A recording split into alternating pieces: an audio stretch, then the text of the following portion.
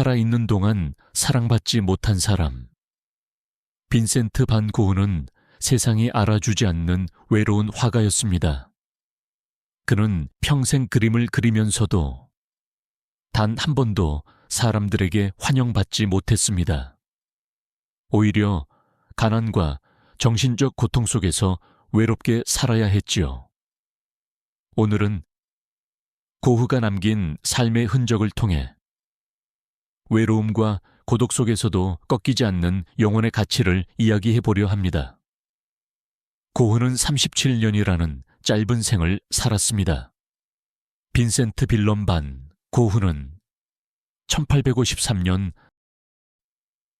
네덜란드의 남쪽 지방인 브라반트 주 준데르트라는 작은 마을에서 태어났습니다.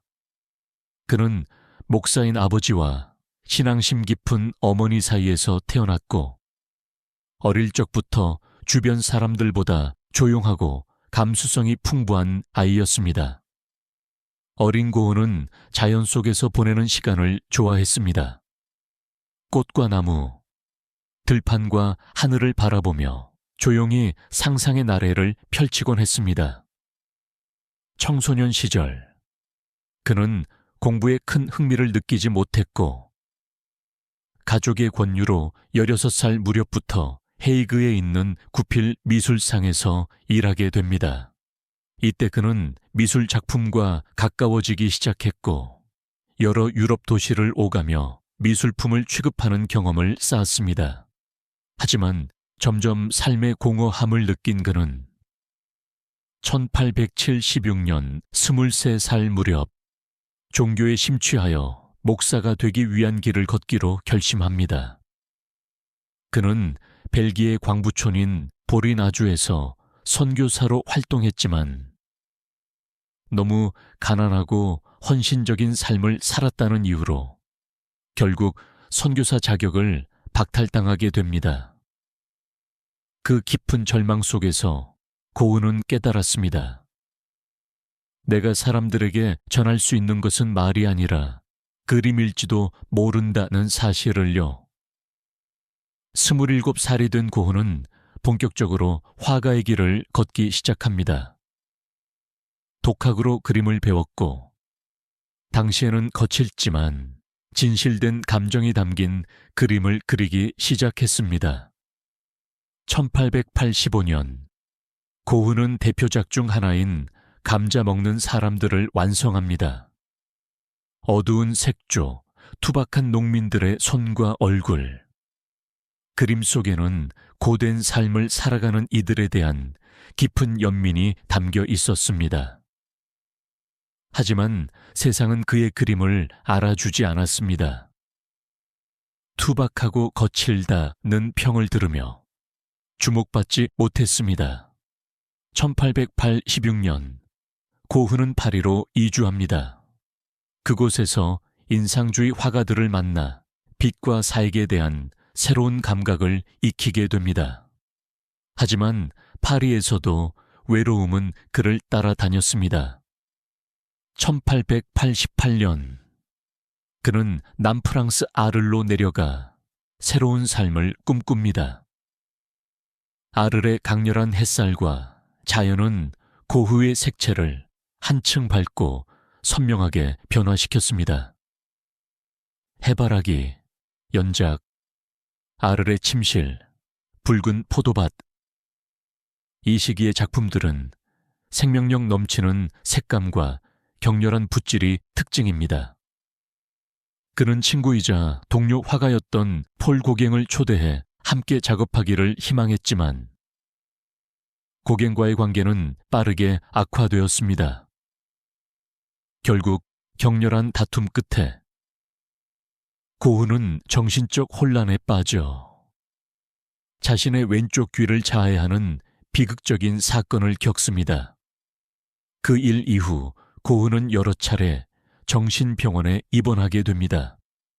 하지만 병원에서도 붓을 놓지 않았습니다. 벽에 기대어 붓을 들고 창문 너머 세상을 바라보며 끊임없이 그림을 그렸습니다. 별이 빛나는 밤은 그렇게 탄생했습니다. 어두운 밤하늘을 뒤덮은 소용돌이치는 별들과 달. 고요하지만 격렬한 내면의 움직임이 그대로 화폭에 담겼습니다. 1890년 그는 오베르시르와즈라는 작은 마을로 거처를 옮깁니다. 이곳에서 그는 짧지만 가장 왕성한 창작 활동을 이어갑니다. 하루에 2점, 3점씩 그림을 그릴 정도로 몰입했지만 마음속 깊은 곳에 자리 잡은 고독과 절망은 쉽게 사라지지 않았습니다. 그해 7월 27일 고흐는 들판 한가운데서 권총을 이용해 스스로를 향해 총을 쏘았습니다. 치명상을 입은 그는 이틀 동안 고통 속에 머물렀고 7월 29일 사랑하는 동생 터의 품에서 조용히 눈을 감았습니다. 생전 고흐는 단 한 점의 그림밖에 팔지 못했습니다. 붉은 포도밭이라는 작품이었고 팔린 가격은 당시 돈으로 40프랑이었습니다. 그러나 그가 남긴 그림들은 시간이 흐를수록 세상 사람들의 마음을 움직였습니다. 지금은 고흐의 작품이 수백억 원에 거래되며 인류가 가장 사랑하는 화가 중 한 사람으로 기억되고 있습니다. 그는 세상으로부터 인정받지 못한 외로운 영혼이었지만 죽은 뒤에도, 아니, 죽은 이후에 더욱 빛을 발하고 있습니다. 고흐의 삶은 우리에게 말해줍니다. 세상이 알아주지 않아도 괜찮다고. 진실한 사랑과 열정은 결국 사람들의 마음에 닿는다고 말입니다.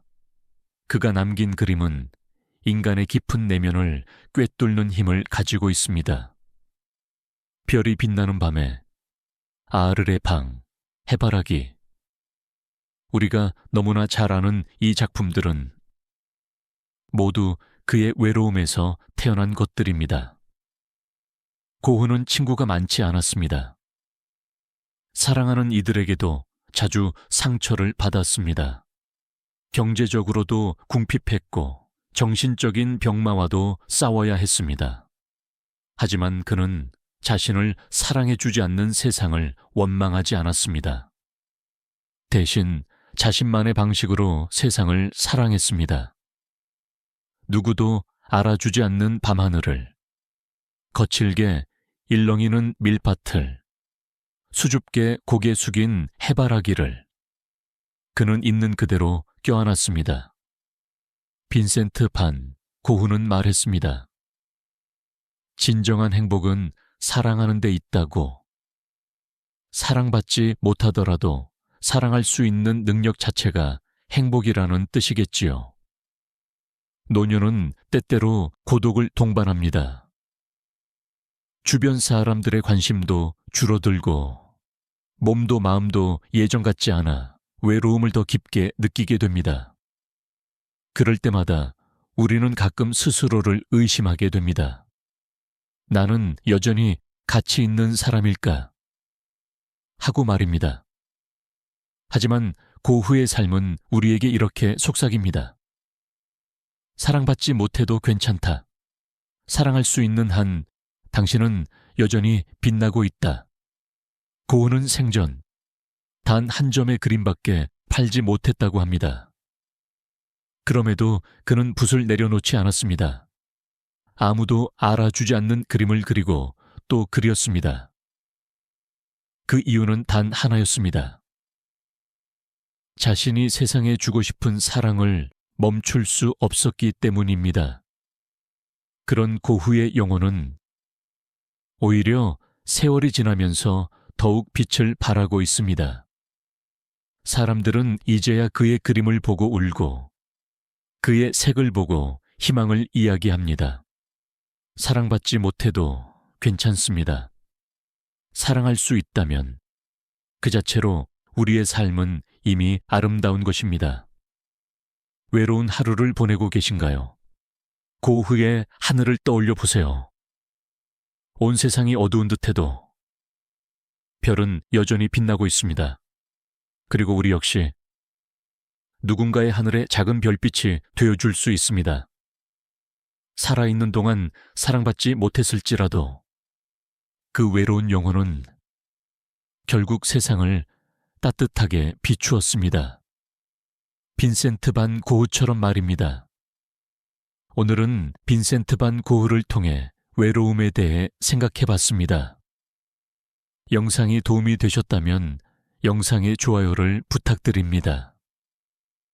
구독과 댓글도 해주시면 영상 제작에 큰 힘이 됩니다. 감사합니다.